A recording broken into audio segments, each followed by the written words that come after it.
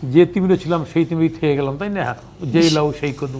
একটা অন্যরকম দৃশ্য আসলে এই দেশের মানুষ এবার দেখেছে, কারণ জাতিসংঘে যে একদম সাইডলাইনে বৈঠক হয় না কখনো, কারণ যুক্তরাষ্ট্রের প্রেসিডেন্ট এই দিন উপলক্ষে নিউ ইয়র্কে আসেন, তিনি ভাষণ দেন, পরবর্তীতে রাতে একটা ডিনার হয়, সেটাতে তিনি অংশ নেন এবং ডিনারে যে বিশ্ব নেতাদের সাথে কারোর সাথে তার অনানুষ্ঠানিক কথা হয়। কিন্তু আনুষ্ঠানিকভাবে আজকে বাংলাদেশের সরকার প্রধানের সাথে তিনি বসেছেন এবং সর্বাত্মক সহায়তা করার তিনি আশ্বাস দিয়েছেন। কি মনে হচ্ছে এটা আসলে কি বার্তা এলো বাংলাদেশের জন্য? এটা হচ্ছে যে আসলে ধন্যবাদ আমেরিকার জনগণকে, আমেরিকার প্রেসিডেন্টকে, যে বর্তমানে অন্তর্বর্তী সরকার প্রধান যিনি গেছেন ডক্টর মোহাম্মদ ইউনূস, উনি এমনি আন্তর্জাতিকভাবে খ্যাতি সম্পন্ন একটা লোক, সম্মানীয় লোক নিঃসন্দেহে। তো ওনাকে এইভাবে রিসিভ করার ক্ষেত্রে আমরা তো নিশ্চয়ই গৌরবান্বিত হয়েছি। আমাদের দেশটা পৃথিবীতে বাংলা নামের বাঙালিদের একটাই দেশ, সেটা তো বাংলাদেশ। তো সেই দেশের একজন প্রতিনিধি বা তত্ত্বাবধায়ক অন্তর্বর্তী সরকারের প্রধান উপদেষ্টা উনি গিয়েছেন, ওনাকে এই রিসিপশন ডেফিনেটলি আমাদের ভাবমূর্তি উজ্জ্বল করছে। বিষয়টা হচ্ছে যে আমরা মানে এই দেশটা জন্মলাভ করার পর থেকে আমরা বহুভাবে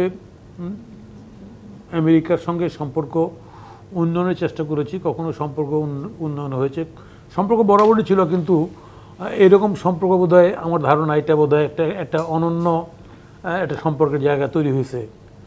এটা ভবিষ্যৎ কাজের মধ্যে দিয়ে বোঝা যাবে আসলে আমরা কি অর্জন করতে পেরেছি বা পারি নাই।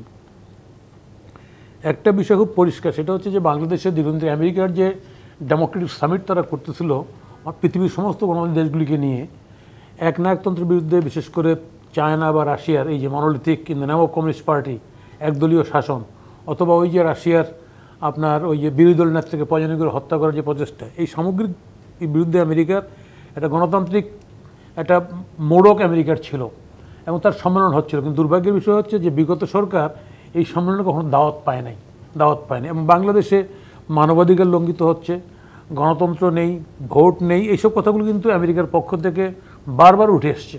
আমাদের সরকার কর্ণপাত করে নেই, বরঞ্চ যেমন বিএনপির সঙ্গে যেরকম ফাইট করে ওইরকম ফাইট করছে। আমি যদি আজকে উদাহরণ দিয়ে বলি, দেখবেন আপনি, প্রয়াত খুব বাংলাদেশের রাজনীতির প্রখ্যাত নেতা সঞ্জিত সেনগুপ্ত উনি বলেছিলেন 8 সালে ভোটের পরে, আমেরিকা তোমার খেলা শেষ হয়ে গেছে।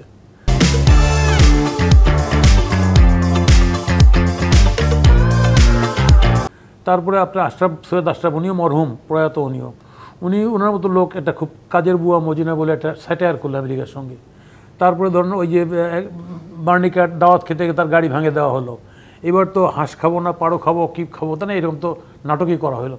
মানে আমেরিকার সঙ্গে বা যে কোনো দেশের সঙ্গেই তুচ্ছ তাচ্ছিল্য করার এই যে একটা সরকারের যে দৃষ্টিভঙ্গি, ডেফিনেটলি এটা পারস্পরিক সম্পর্কের ক্ষেত্রে একটা মারাত্মক অবনতি হয়েছিল আমাদের।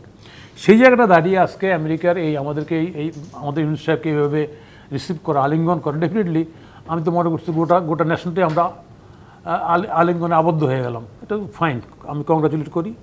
দ্বিতীয় কথা হচ্ছে যে আমাদের যে সমস্যাগুলি আছে এখানে, এই সমস্যাগুলি নিরসন করার ক্ষেত্রে সমস্যা হচ্ছে আমাদের অ্যাজ এ হোল, আমাদের প্র্যাকটিক্যালি বিগত 15-16 বছরে এমনি আমরা একটা সুযোগ পেয়েছিলাম দেশ স্বাধীনের পরে, তাই সেটা কাজে লাগাতে পারি নাই। তারপরে তো গেল আপনার 90, পারিনি। এটার দায়িত্ব আমাদের সবারই আছে রাজনীতিবিদ হিসাবে। এখানটায় আমি বা হারুন সাহেব বা সবাই আমরা এটার দায়ী।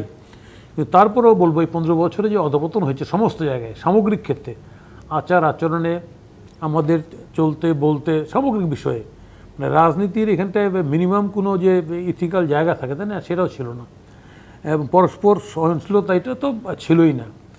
তো ফলে সেই জায়গা থেকে দাঁড়িয়ে আজকে আমার ধারণা এই নতুন এই প্রেক্ষাপটে আমাদের দেশের বর্তমান ডেফিনেটলি এই আন্দোলনে প্রায় আজকে যদি আমি খেয়াল করি, এই ছাত্রদের এই মুভমেন্ট, হ্যাঁ, এবং রাজনৈতিক দলদের নৈতিক সমর্থন, হাজারখানের মতো প্রাণহানি, এখনও তো কয়েক হাজার আহত অবস্থায় আছে।